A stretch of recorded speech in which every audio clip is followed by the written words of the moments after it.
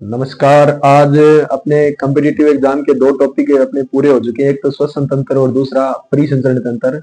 आज अपने human physiology का तीसरा चैप्टर है वो स्टार्ट करेंगे, जिसका नाम है पाचन तंत्र। तो आशा करते हैं कि आपने कम्पिटिटिव एग्जाम के दोनों टॉपिक श्वसन तंत्र और परिसंचरण तंत्र अच्छे तरीके से कर लिए होंगे। उनके जो 4 MCQ की क्लास कराई है वो भी आपने बहुत अच्छे तरीके से कर ली होगी। तो देखो, आज अपने तीसरा सिस्टम स्टार्ट करते हैं बॉडी का, जिसका नाम है पाचन तंत्र। देखो ध्यान से, पाचन तंत्र, पाचन तंत्र को कहा जाता है डाइजेस्टिव सिस्टम। ठीक है ना, बॉडी का कौन सा सिस्टम है? Digestive system. ठीक है, डाइजेस्टिव सिस्टम। देखो ध्यान से, डाइजेस्टिव सिस्टम, बॉडी का डाइजेस्टिव सिस्टम है वो किस प्रकार से काम करता है। ठीक है ना, पाचन तंत्र में अपनी अलग अलग चीजें पढ़ेंगे, जैसे किस प्रकार से भोजन का पाचन होता है, कौन कौन से अंग है वो पाचन में सहायता करते हैं। ठीक है, तो देखो अपने पाचन जब स्टार्ट करते हैं तो सबसे पहले पाचन किसे कहा जाता है। ठीक है ना, पाचन किसे कहा जाता है, कुछ एक परिभाषाएं हैं। पाचन किसे कहा जाता है कि अपने जो भी भोजन खाते हैं, ठीक है, बड़े बड़े टुकड़ों के रूप में खाते हैं, रोटी के टुकड़े बड़े बड़े, चाहे कोई भी पदार्थ अपने खाएं बड़े बड़े टुकड़ों के रूप में खाते हैं। ठीक है, उन बड़े बड़े टुकड़ों का एक तो भौतिक क्रिया विधि द्वारा छोटे छोटे टुकड़ों में बदलना, आगे बात समझे, और छोटे छोटे टुकड़ों का रासायनिक क्रिया विधि द्वारा, वो भी एंजाइमिक क्रिया विधि, इसके अलावा हार्मोनिक क्रिया विधि, इनके द्वारा उन बड़े बड़े टुकड़ों में से छोटे छोटे पदार्थों का अवशोषण करना, वो पूरा का पूरा कौन से तंत्र में पढ़ेंगे? पाचन तंत्र। तो देखो पाचन किसे कहा जाता है कि भोजन के बड़े बड़े टुकड़ों का, भोजन के बड़े बड़े टुकड़ों का छोटे छोटे टुकड़ों में तोड़कर उसका अवशोषण करना पाचन कहलाता है। ठीक है ना, क्या कहलाता है? पाचन कहलाता है। इतनी बात आप लोगों को समझ में आ गई। अब देखो आगे अपने पाचन तंत्र के कौन कौन से भाग अपने पढ़ेंगे। ठीक है, देखो ध्यान से, पाचन तंत्र के भाग। ठीक है, पाचन तंत्र के भाग में अपने एक तो अपने पाचन तंत्र के अंदर दो प्रकार के भाग अपने पढ़ेंगे। एक तो पाचन के अंदर कौन कौन से अंग कार्य करते हैं, और दूसरा कौन कौन सी ग्रंथियां कार्य करती है। ठीक है, जैसे देखो ध्यान से कि पाचन के सबसे पहले पढ़ते हैं अपने अंग, और दूसरा अपने क्या पढ़ते हैं पाचन तंत्र में? ग्रंथियां, कि कौन कौन सी ग्रंथियां हैं वो सहायता करती है। देखो ध्यान से, अंग में सबसे पहला इसका बड़ा भाग पढ़ते हो कौन सा? आहार नाल। आगे बात समझे, आहार नाल के अंदर क्या होती है? ग्रंथियां होती है, लेकिन अपने दोनों को अलग अलग लिख दिया। आगे बात समझे, अब आहार नाल में अपने पहला भाग पढ़ेंगे मुख, मुख के बाद में अपने पढ़ेंगे मुख गुहा। ऐसा कैसा कर्म याद रखना है आपको। इसके बाद में अपने पढ़ेंगे ग्रसनी, कोमन मार्ग। इसके बाद में अपने पढ़ेंगे ग्रसिका। इसके बाद में अपने पढ़ेंगे अमाशय, और अमाशय के बाद में अपने पढ़ेंगे छोटी आंत। ठीक है ना, छोटी आंत, और छोटी आंत को कहा जाता है क्षुद्रांत्र। ठीक है, और इसके बाद में अपने पढ़ेंगे बड़ी आंत। ठीक है, बड़ी आंत को कहा जाता है वर्धांत्र, वर्धांत्र। ठीक है, और इसके बाद में अपने पढ़ेंगे मलाशय बड़ी आंत का ही भाग होता है, और इसके बाद में अपने पढ़ेंगे गुदा। इतनी बात आपको समझ आ गई। ये जितने भी अंग है ना, ये पाचन में क्या करते हैं? सहायता करते हैं। ठीक है, अब देखो ग्रंथियों में पहली ग्रंथि आ जाती है जो अपने मुख गुहा में होती है, जिसका नाम क्या होता है? लार ग्रंथियां। ठीक है ना, लार ग्रंथियां कहां पर होती है? कोई आपसे पूछ ले तो कहां पर होती है? मुख गुहा में होती है। आगे बात समझे, दूसरी ग्रंथि अपने पढ़ेंगे लीवर। ठीक है ना, जिसको आप लोग कहते हो यकृत। किसके साथ जुड़ा होता है? किसके साथ? छोटी आंत के साथ। ठीक है ना, छोटी आंत के साथ में दूसरी लार ग्रंथि। तीसरी लार ग्रंथि जो वेरी वेरी मोस्ट इंपोर्टेंट किसी भी कंपटीशन एग्जाम में आती है, ठीक है, अग्नाशय ग्रंथि, और ये भी किसके साथ जुड़ी होती है? छोटी आंत के साथ। ठीक है ना, छोटी आंत के साथ। और इसके बाद में अपने 3 तो ग्रंथियां ये हो गई, और इसके बाद में अपने छोटी आंत की ग्रंथियां वो अपने छोटी आंत के अंदर ही पढ़ लेंगे। आगे बात समझे, तो 3 प्रकार की ग्रंथियां हैं वो अपने पाचन में सहायता करती है। ये जो अंग है ना, ये आहार नाल के अंदर होते हैं, और आहार नाल के ये अंग किस में सहायता करते हैं? पाचन तंत्र में। आगे बात समझे, भोजन के बड़े बड़े टुकड़ों को छोटे छोटे टुकड़ों में तोड़कर उसका अवशोषण करना क्या कहलाता है? पाचन कहलाता है। ठीक है, अब देखो पाचन तंत्र के भाग में पहला है पाचन तंत्र के अंग, जिसमें आहार नाल, मुख, मुख गुहा, ग्रसनी, ग्रसिका, अमाशय, छोटी आंत, बड़ी आंत, मलाशय और गुदा। इसके बाद में ग्रंथियों में पहले लार ग्रंथि, लीवर और इसके बाद में अग्नाशय। लार ग्रंथि मुख गुहा के अंदर होती है। ठीक है, लीवर छोटी आंत के अंदर होती है, अग्नाशय छोटी आंत के अंदर होती है। इतनी बात समझ, छोटी आंत के साथ में जुड़ी होती है ये दोनों की दोनों। इतनी बात समझ आ गई। अब देखो इसके बाद में, अब इसके बाद में आगे अपने पास है टॉपिक है, अपने स्टार्ट करते हैं सबसे पहले आहार नाल। ठीक है ना, आहार नाल। आहार नाल, आहार नाल में कुछ क्वेश्चन आपसे पूछे जाते हैं कि अपना जो, पहले तो ये बात देखो कि अपना जो पाचन तंत्र होता है स्तनधारियों का, वो क्या होता है, पूर्ण होता है या अपूर्ण होता है, पाचन तंत्र। तो याद रखना अपना जो पाचन तंत्र होता है ना, वो बिल्कुल एकदम क्या होता है, पूर्ण होता है। रीजन इसका ये है कि मुख से लेकर इसका लास्ट भाग कहां तक फैला रहता है, गुदा तक फैला रहता है। ठीक है ना, ऐसा पाचन तंत्र जो मुख से लेकर गुदा तक फैला हुआ है, मतलब मुख से शुरू होगा, इसका लास्ट ये कहां पर जाकर खुलेगा, गुदा, गुदा के रूप में खुलेगा बाहर। इतनी बात समझ आ गई। इसे ऐसे पाचन तंत्र को क्या माना जाता है, पूर्ण माना जाता है, जो लगभग सभी कोडेट के अंदर होता है, या मेमेलिया या अपने मनुष्य के अंदर होता है। आगे बात समझे।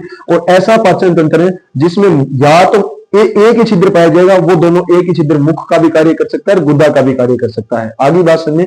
ऐसे पाचन तंत्र को अपूर्ण पाचन तंत्र माना जाता है, जो नॉन कोडेट के अंदर पाया जाता है।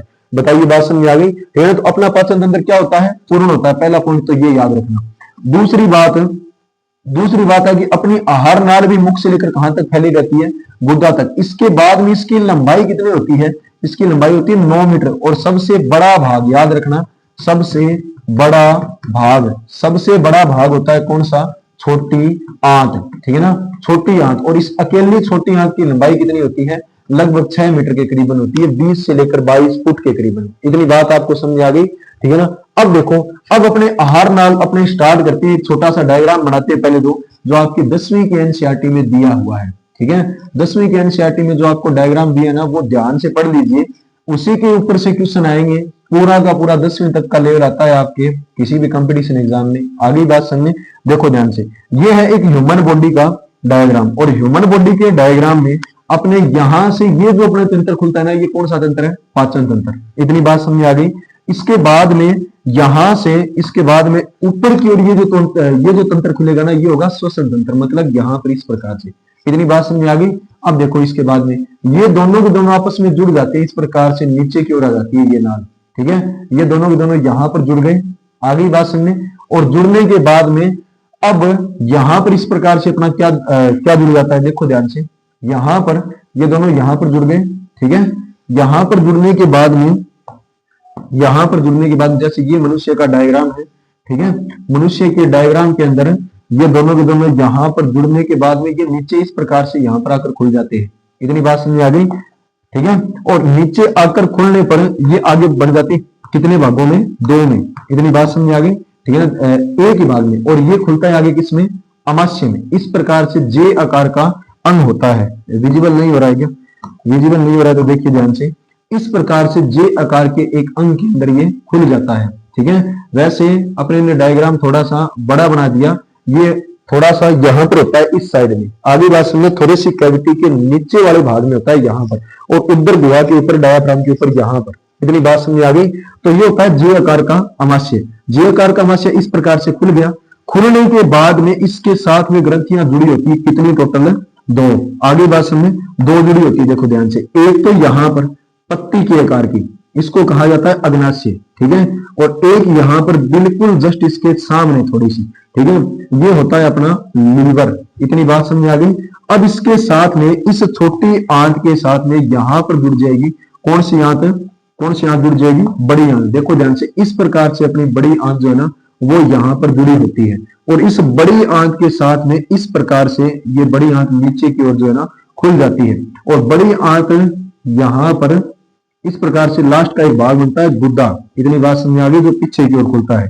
और इसके बाद में ये जो छोटी आंत अपने ने बनाई है, ठीक है ना, ये जो छोटी आंत अपने ने बनाई है, ये यहां पर इस प्रकार से इसके अंदर की ओर अंतर्वलित हो जाती है, बड़ी आंत के अंदर की ओर। ठीक है, और बड़ी आंत के अंदर अंतर्वलित होकर इस प्रकार से यहां पर खुलती है। इतनी बात समझ आ गई।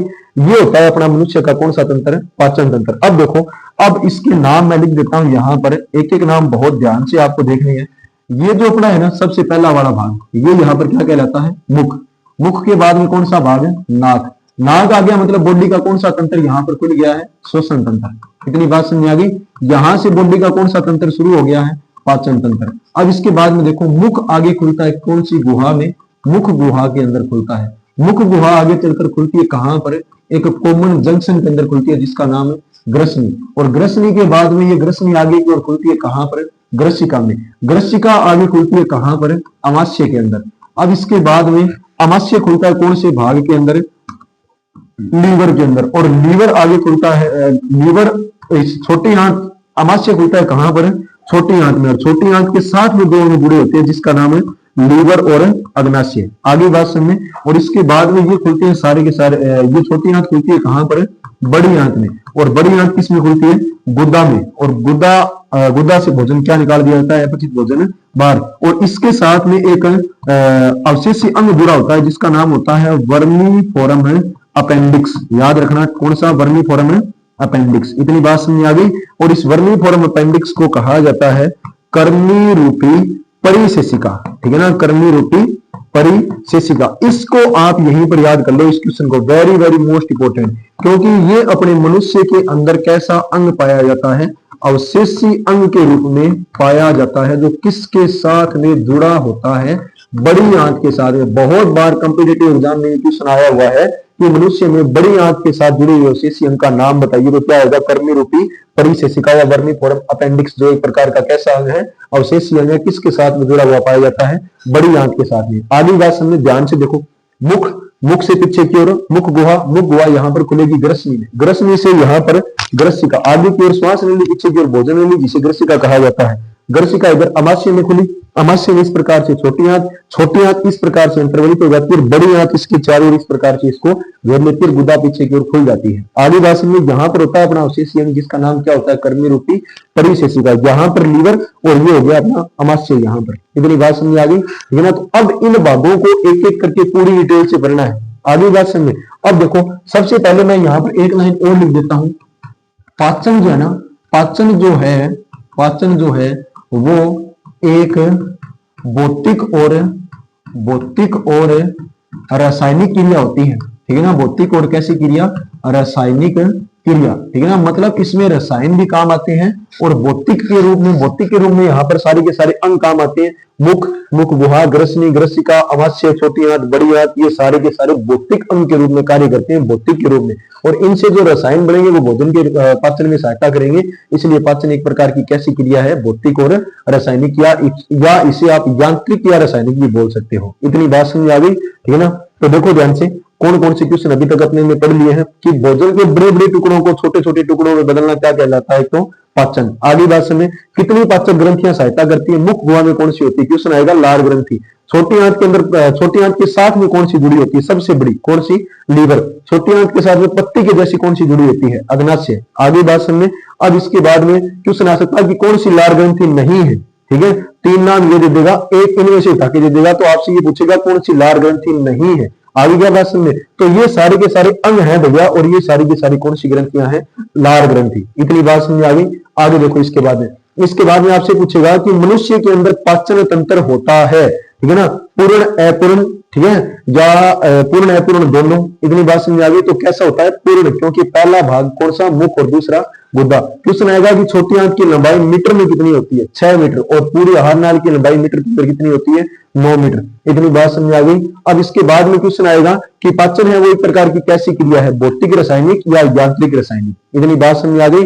बड़ी आंत के साथ में जुड़ा हुआ अवशेषी अंग बताइए जो आज मनुष्य के अंदर कार्य नहीं करता है, कौन सा, वर्मीफोरम अपेंडिक्स या कर्मी रूपी परिशेषिका, इसे कहा जाता है अवशेषी अंग। इसकी डिटेल अपने आगे पढ़ लेंगे।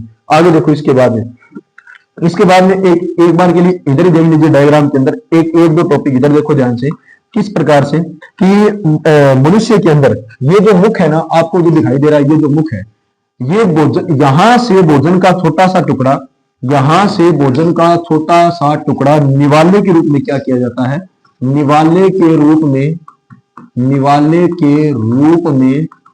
भोजन का टुकड़ा ग्रहण किया जाता है, ठीक है ना, ग्रहण किया जाता है। इतनी बात समझ आ गई।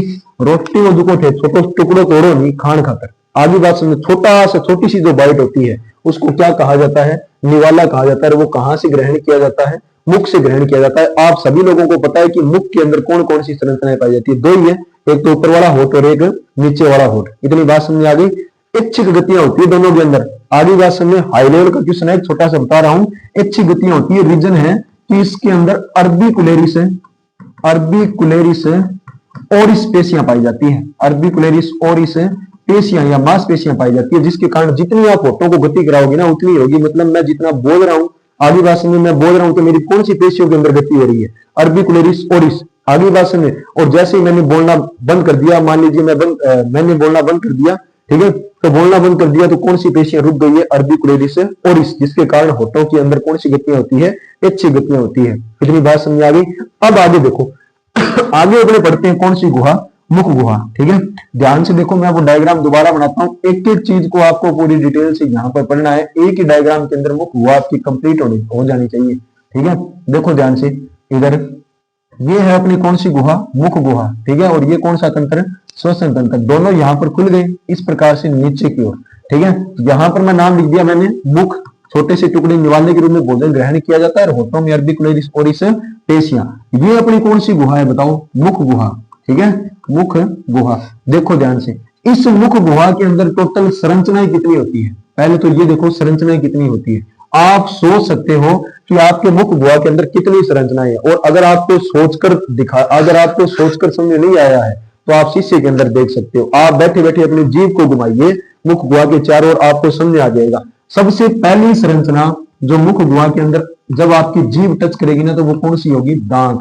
दूसरी खुद कौन सी होगी, जीभ। और इसके बाद में आपके क्या होंगे, तालु। आगे बात समझे, और इसके बाद में आपका कौन सा पार्ट आ जाएगा, कौन सा, लार ग्रंथियां। मतलब आपके मुख गुहा के अंदर टोटल कितने प्रकार की संरचनाएं पाई जाती है, चार प्रकार की पाई जाती है, दांत, जीभ, तालु और लार ग्रंथियां। देखो ध्यान से, एक एक को पूरी डिटेल से देखिए किस प्रकार से कौन सी संरचनाएं है वो पाई जाती है। ठीक है ना, देखो ध्यान से। सबसे पहले दांत, मैं यहां पर लिख देता हूं दांत। ठीक है ना, पहला पॉइंट अपने पास कौन सा, दांत। संख्या में कितने होते हैं, वयस्क अवस्था की बात की जा रही है। ठीक है ना, संख्या में वयस्क अवस्था में कितने होते हैं, 32। आगे बात समझे, याद रखना। ठीक है, इसके बाद में बच्चों के अंदर कितने होते हैं, बच्चों में कितने होते हैं, 20।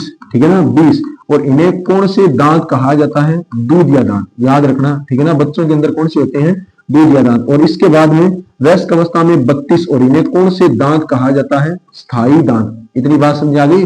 मतलब आपके 18 से 20 साल की उम्र में जब आपकी परिपक्व अवस्था पूरी हो जाती है ना, तो आपके 4 दांत अलग से आते हैं। आगे बात समझ, जिन्हें आप लोग अक्कलदार कहते हो। और अक्कलदार आने के बाद में आपके अंदर कुल दांतों की संख्या कितनी, 32। और जब आप छोटे बच्चे थे, आगे बात समझ, कोई भी आपके गोलियों समझ के मुंह में आंगली दे तो आगे बात समझ। ठीक है, तो छोटा छोटा दांत होता है, उन छोटे छोटे दांतों की संख्या कितनी होती है, 20, या इन्हें क्या कहा जाता है, दूध या दांत। इतनी बात समझ आ गई। जब आप 17 और कितने वर्ष के थे, 18, मतलब अक्कलदार आने से पहले, उसके अंदर आपके अंदर दांतों की संख्या कितनी थी, 28। आगे बात समझे, आपको ये याद रखना है, अक्कल जाड़ में, ठीक है ना, अक्कल जाड़ में जिसको विजडम टीथ कहा जाता है, इसमें दांत कितने आते हैं, नए 4 आते हैं। इतनी बात समझ आ गई। 28 और 4 टोटल मिलाकर कितने हो जाएंगे आपके अंदर, 32 हो जाएंगे। इतनी बात समझ आ गई क्या, ये चारों के चारों क्वेश्चन समझ आ गए। अब इसके बाद में आगे देखो, एक very very most important question है कि जंतु जगत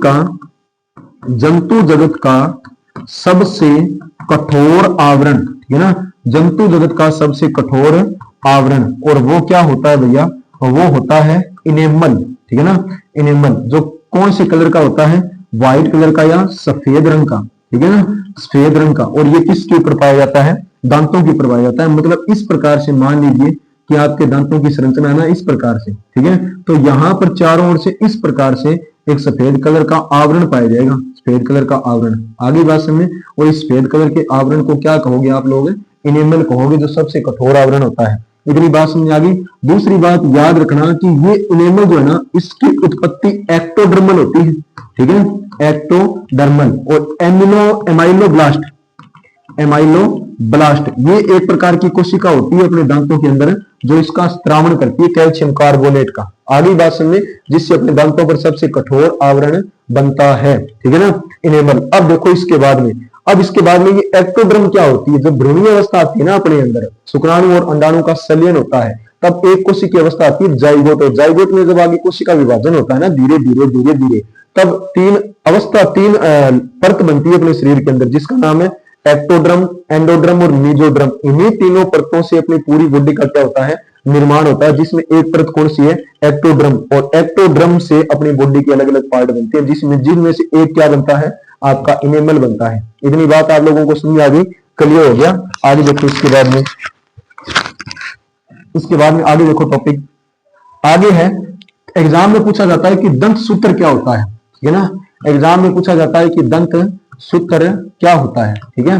देखो ध्यान से, दंत सूत्र क्या होता है, सबसे पहले मैं लिख देता हूं वयस्क अवस्था का दंत सूत्र, वयस्क अवस्था में दंत सूत्र, वयस्क अवस्था में दंत सूत्र ये होता है 2123/2123, बस इतना याद रखना, इतनी बात समझ आ गई, 2123/2123, और इसी में आप दांतों के नाम याद कर लीजिए पूरे के पूरे, आपको अभी समझ आ जाएगा कि कौन से टाइप के दांत अपने अंदर पाए जाते हैं। दांत पाए जाते हैं ICPM, याद रह जाएगा, 4 ही नाम है ICPM। आगे बात समझे, इधर मैं लिख देता हूं, I का मतलब होता है इंसाइजर, ठीक है ना, क्या नाम होता है, इंसाइजर। C का मतलब होता है कैनाइन, ठीक है, और P का मतलब होता है परिमोलर, ठीक है ना, कौन सा, परिमोलर, और इसके बाद में M का मतलब होता है मोलर।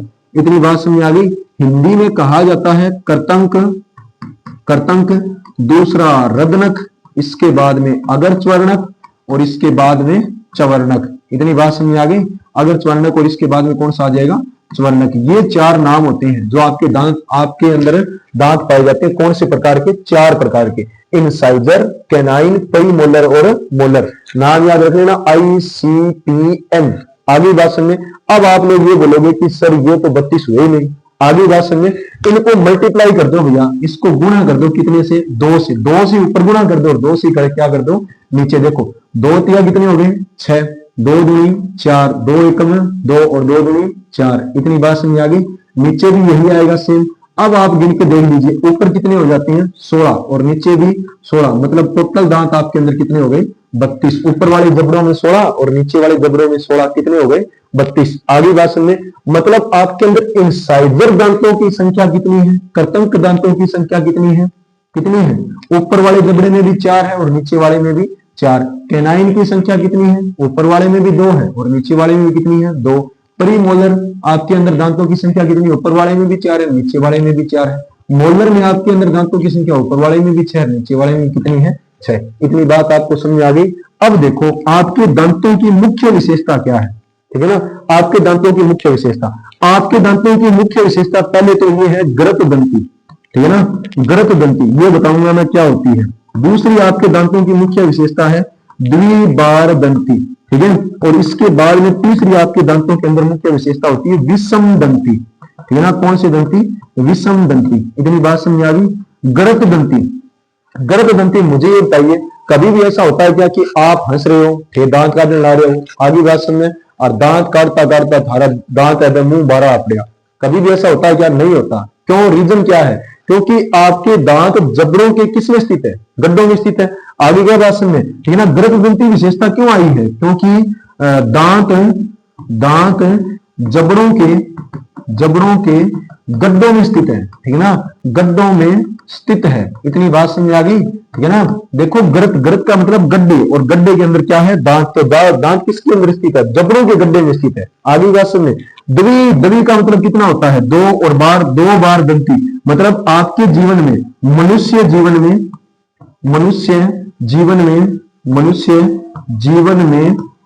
2 बार आते हैं, मनुष्य जीवन में 2 बार आते हैं। आगे बात सुनने, विषम दंती, मुझे बताइए कभी भी आप हंसे हो या कभी थे शीशो देखो, कभी हंसे हो, आगे बात सुनिए, दूसरों थारा सामने हंसने ला रही है, तो कभी आप देखिए का उसके जो का दांत है वह आकार और आकृति बिल्कुल सेम है कि कभी नहीं होंगे। आगे बात सुनिए, उसके आकार, उसके जो दांत है ना, वो आकार और आकृति में क्या होते हैं, आकार व आकृति में अलग अलग होते हैं, ठीक है ना, अलग अलग होते हैं। अलग अलग होने के कारण इन्हें क्या कहा जाता है, विषम दंती कहा जाता है। तो ये आपके दांतों की मुख्य विशेषता होती है। अब आप लोग ये सोचोगे कि सर इतना लेवल तो आता ही नहीं है, करवा क्यों रहे हो। एक एक लाइन एक एक पॉइंट ध्यान से दिया है, साइंस है भैया, रट्टा मारने से काम नहीं चलता है। आगे भाषण में रट्टा मारने से काम नहीं चलता है। ये दंत सूत्र सीधा दिया है, कितना रट्टा मारोगे, 21 23 21 23 21 23 करोगे पेपर तक। कभी कभार ऐसा सिस्टम आएगा कि ये 23 का 24 बन जाएगा या 21 का 22 बन जाएगा, तो आपका क्वेश्चन क्या हो जाएगा, गलत हो जाएगा। कभी ये द्विबार दंती एक बार दंती में कन्वर्ट हो जाएगा, विषम दंती सम दंती में कन्वर्ट हो जाएगा, क्वेश्चन क्या हो जाएगा, गलत हो जाएगा। आगे बात सुनिए, ये इनसाइजर कैनाइन, प्रीमोलर, मोलर मैंने आपको बता दिए 4 प्रकार के होते हैं। इनमें ये एक दूसरे से चेंज हो जाएंगे, तो मुझे बताइए ऐसे क्या करोगे। अब देख लीजिए ICFTM अगर आपको याद है तो फुल फॉर्म इनसाइजर कैनाइन, प्रीमोलर और मोलर, कर्तनक, रदनक, अगर चवर्णक और चवर्णक। आगे बात समझिए, ये अभी व्यस्क अवस्था के अंदर है, अक्कल गाढ़ आने के बाद में।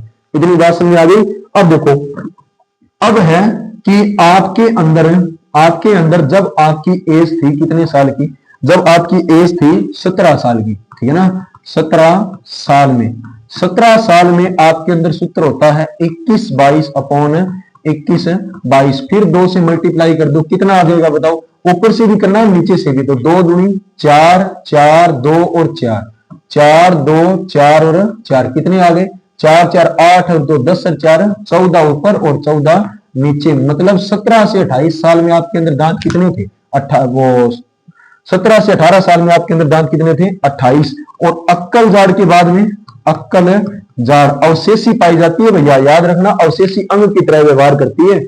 आएगा बात समझे। अक्कल जाड़ में दांत आते हैं कितने, 4, तो वयस्क में कितने हो जाते हैं, 28 प्लस 4 कितने हो गए, 32। आगे बात समझे, ये आने के बाद में माना जाता है कि मनुष्य का विकास है मस्तिष्क का, वो क्या हो गया है, पूरा हो गया है। आगे बात सुनने, या आपने गामा में चीज ने भ्रांति जोड़ी जाए कि अब इन बाद में टाबर जो है वो शाणो होना जाए। आगे बात समझ, अब शाणो वह कौन बाबा भैया, क्या तो टाबर जाने, क्या वो मालिक जाने, क्या देन लगा।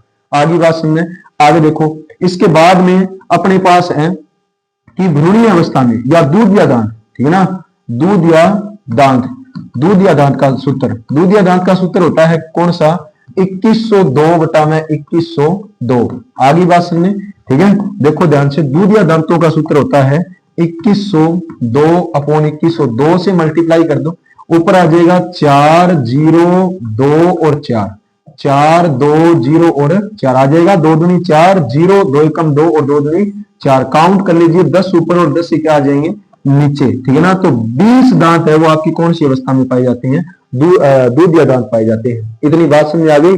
अब देखो, अब इसके बाद में एक बार आने वाले दांतों की संख्या याद रखना, एक बार आने वाले दांतों की संख्या, ठीक है ना, तो ये कितनी होती है, ये होती है 12। आगे बात समझ, बस ये इससे ज्यादा कोई क्वेश्चन दांतों से बन नहीं सकता है। आगे बात समझ, इससे ज्यादा तो फिर नीट का लेवल आ जाता है। आगे बात समझ, कॉम्पिटिटिव एग्जाम लैब असिस्टेंट का आ जाता है, ठीक है। देखो आगे ध्यान से देखो, अपने ने टॉपिक स्टार्ट किया था सबसे पहले मुख हुआ, मुख हुआ के अंदर कौन सा, दांत। दांत के अंदर पहला क्वेश्चन है कि वयस्क अवस्था में दांतों की संख्या कितनी होती है, 32, जो कैसे दांत होते हैं, स्थायी।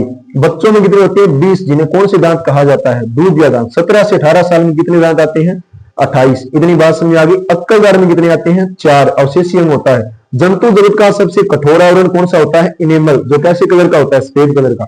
अब थोड़ा सा लेवल ज्यादा पूछे तो उत्पत्ति कैसी, एक्टोडर्मल, और कौन सी कोशिकाओं से, एमाइलोब्लास्ट। आगे देखो, इसके बाद में क्वेश्चन है, वयस्क अवस्था में दंत सूत्र बताइए, 21 23 बटा 21 23। कितने प्रकार के दांत होते हैं, 4 प्रकार के, कर्तनक, रदनक, अगर चवर्णक और चवर्णक। ICPM, इंसाइजर कैनाइन, प्रीमोलर और मोलर। गृतदंती दांत गब्बरों के किस में स्थित होते हैं, गड्ढों में स्थित होते हैं। द्विबार दंती मनुष्य जीवन में दांत कितनी बार आते हैं, 2 बार। और विषम दंती आकार व आकृति में दांत क्या होते हैं, अलग अलग होते हैं, इसलिए इन दांतों को क्या कहा जाता है, विषम दंती कहा जाता है। बताइए आप लोगों को इतनी बात समझ आ गई। आगे देखो, इसके बाद में 17 साल में दांत 21 22 बटा में 21 22 कितने आ जाते हैं, 28। अक्कल गाढ़ में कितने आते हैं, 4, मिलाकर कितने हो जाते हैं, टोटल 32। दूध या दांत कितने होते हैं, 2102 बटा में 2102, ये फॉर्मूला होता है और इसको मल्टीप्लाई 2 से करना है। ये बात याद रखना, पेपर में फॉर्मूला दिया होगा, कहीं आप 2 को ढूंढो, आई क्या बात समझ में? दो तो इसलिए मल्टीप्लाई किया ताकि टोटल दांत आपको पता चल जाए कितने दांत होते हैं 20। एक बार आने वाले दांतों की संख्या कितनी होती है 12। आगे बात समझ में? सबसे वेरी वेरी मोस्ट इंपोर्टेंट प्रश्न ये है कि जंतु जगत का सबसे कठोर आवरण कौन सा है? इनेमल। आगे बात समझ में? अब देखो इसके बाद में अपने पास दूसरा टॉपिक है कौन सा? जीव। ठीक है ना, जीव को यहीं पर पढ़ लो आप लोग। ठीक है, जीव की संरचना इस प्रकार से होती है। ठीक है, अब एक ज्ञानेंद्रिय होती है। ज्ञानेंद्रिय टोटल शरीर के अंदर कितनी होती है? 5। ठीक है ना, जिसमें जीभ, नाक, कान, आंख और इसके बाद में त्वचा। जीभ, नाक, कान, आंख और त्वचा, ये 5 ज्ञानेंद्रिय हो गई। आ गया बात समझ में? 5 ज्ञानेंद्रियों में एक क्या है? जीभ। ठीक है, अब देखो जीभ का ये जो आगे वाला पॉइंट है, जीभ के ऊपर होती है स्वाद कलिकाएं। याद रखना, जीभ के ऊपर क्या होती है?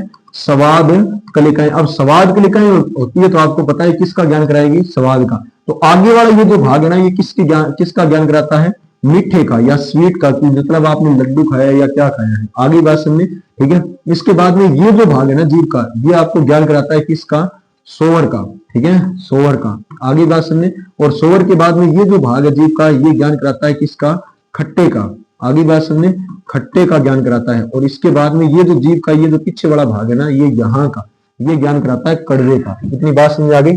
आगे वाला सिरा स्वतंत्र होता है, कभी भी देख लेना शीशे के अंदर। और पीछे वाला जो सिरा है ना, वो जुड़ा होता है हड्डी की सहायता से जुड़ा होता है। ठीक है ना, हड्डी की सहायता से, हायोड हड्डी की सहायता से जुड़ा होता है। अब इसके बाद में आगे देखो, आगे है अपने पास दूसरा टॉपिक कौन सा?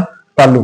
देखो ध्यान से, इस डायग्राम के अंदर तो नहीं आएगा। आगे देखो दूसरा डायग्राम अपने बना लेते हैं। पहले तालु में देखिए क्या होता है। तालु होते हैं 2 प्रकार के। ठीक है, 2 प्रकार के तालु होते हैं, एक तो कठोर तालु और दूसरा कौन सा?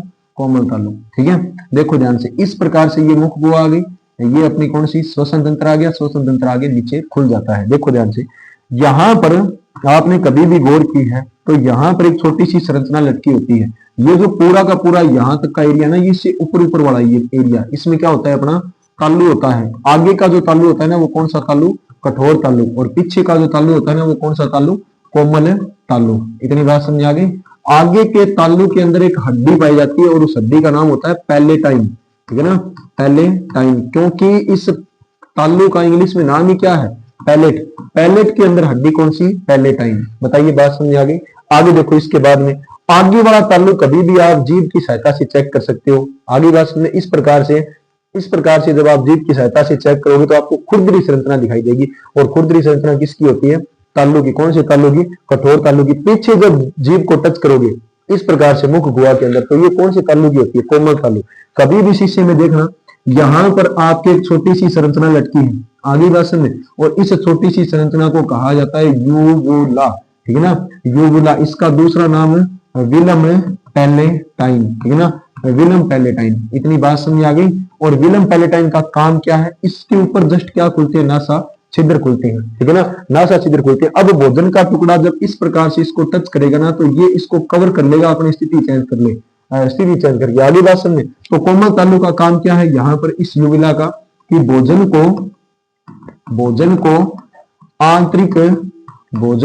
आंतरिक नासा छिद्रों या नासा गुहा में जाने से रोकना। ठीक है ना, नासा गुहा में जाने से रोकना। इतनी बात समझ आ गई? क्योंकि भैया दोनों के दोनों पाचन तंत्र और श्वसन तंत्र यहाँ पर खुलते हैं। ये जो कॉमन आपको दिखाई दे रहा है ना पाथवे, यहाँ पर खुलते हैं। इसको क्या कहा जाता है? ग्रसनी कहा जाता है। आगे बात समझे? अगर आपको विश्वास नहीं होता है तो कभी भी आप लोग चेक कर सकते हो। ठीक, कभी चेक कर इसको। आगे बात समझे, पानी कभी पियोगा और बीच में हंसी आ जाएगी। आगे बात समझे, तो कोमल तालु है वो अपनी वास्तविक स्थिति में पड़े रहे तो क्या होगा? नाक को पानी पिया जाएगा बाहर। इतनी बात समझ आ गई? नाक से पानी बाहर क्यों आता है? क्योंकि आपके नासा छिद्र कहीं ना कहीं इस ग्रसनी के अंदर एक साथ खुले हैं। ठीक है, और कोमल तालु ने अपनी स्थिति चेंज नहीं की, जिसके कारण नाक से पानी क्या आ गया है? बाहर आ गया है। इतनी बात समझ आ गई? ठीक है, अब इसके बाद में देखो, ये होता है कोमल तालु और कठोर तालु दोनों। लास्ट एक मुख गुहा का भाग और है, जिसको अपने क्या कहा जाता है? लार ग्रंथि कहा जाता है। ठीक है ना, अब देखो लार ग्रंथि अपने लास्ट टॉपिक है इसका, लार ग्रंथि। लार ग्रंथि में क्या क्या पढ़ेंगे अपने? देखो ध्यान से, कि लार ग्रंथियां होती है ना, वो टोटल कितने जोड़ी होती है? 3 जोड़ी। बस नाम याद रखना, कोई पूछेगा तो नहीं आपसे। अगर कोई पूछता है तो पैरोटिड, सबलिंगुअल और लिंगुअल, 3 नाम मैं बोल के बता देता हूं, पैरोटिड, सबलिंगुअल और लिंगुअल। किसका स्त्रावण करेगी? लार रस का, याद रखना, ठीक है ना, किसका श्रावण करेगी, लार रस का। और लार रस के अंदर एक तो होता है जल और इसके बाद में होती है श्लेष्मा, ठीक है ना, और एक इसके अंदर होता है very very most important enzyme, ठीक है ना, और इस एंजाइम का नाम होता है लारिय एमाइलेज, ठीक है ना, लारिय एमाइलेज। ये लारिय, इस लारिय एमाइलेज का दूसरा नाम होता है टाइलिन, जो किसका पाचन करता है, स्टार्च का पाचन करता है। और ये भी याद रखना कितने परसेंट करता है, 30%, क्योंकि ये बात आपकी 10वीं की एनसीईआरटी में लिखी है। आगे बात समझे कि सबसे पहले क्वेश्चन आएगा, सबसे पहले भोजन का पाचन कहां से शुरू होता है, याद रखना कहां से शुरू होता है, मुख गुहा से।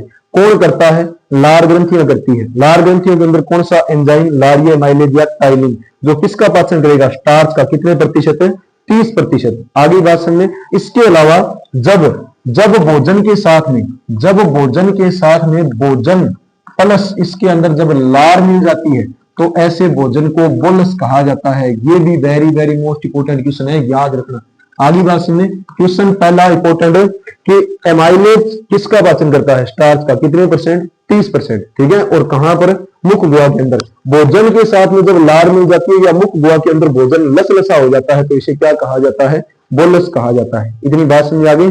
इसके अलावा कठोर तालु जो अपने लिए पढ़ा है, ठीक है ना, कठोर तालु जैसे जैसे जैसे जैसे आपकी उम्र बढ़ती जाएगी वैसे वैसे देखिए होगा कठोर तालु है वो स्पाट हो जाएगा। आगे बात समझ, जब भोजन को टुकड़ों थे निगलोगा तो वो के का भोजन को टुकड़ो टाइम पहले क्या लाग जाओ, 12 लाग जाओ। आगे बात समझ, ठीक है। तो यहाँ कई बार थे यार देखो भी हो कई कठोर तालु वो स्पाट हुआ है, ठीक है। रोटी खाता रहेगा बाद में भोजन का टुकड़ा 12 बोक रहेगा, श्लेष्मा टुकड़ा 12 बोक रहेगा, ठीक है।